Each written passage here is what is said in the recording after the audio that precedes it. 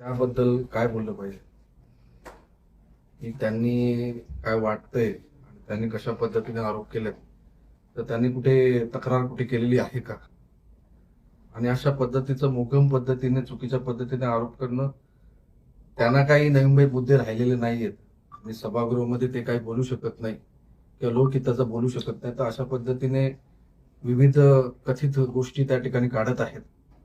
त्यामुळे हे निरर्थक अशा बाबी विरोधकांनी खऱ्या अर्थाने शहराच्या दृष्टीने गोष्टी उचलायला पाहिजेत आणि ज्या गोष्टीचा अर्थ नाही, रिलेव्हन्स नाही, अशा प्रकारचे मुद्दे त्या ठिकाणी उचलत आहेत.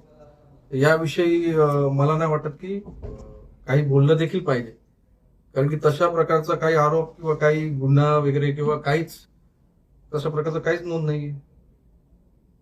आणि सदर काही बाब असेल तर त्यांनी तशा प्रशासकीय पटलावरती कोर्टामध्ये किंवा यंत्रणेकडे त्यांनी तक्रार करावी.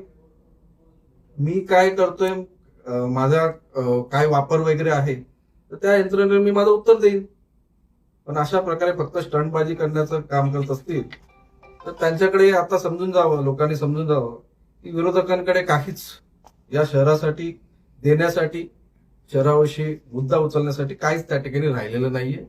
फक्त एक मनगटात गोष्टी बनवायच्या आणि चित्र रंगवायचं आणि अशा प्रकारे जर काही माझं नाव घेऊन किंवा माझा फोटो वगैरे दाखवून जर कोणी काही काम केलं तर निश्चितच त्यांच्या विरुद्ध मी मानहानीची प्रक्रिया चालू करेन. ओके.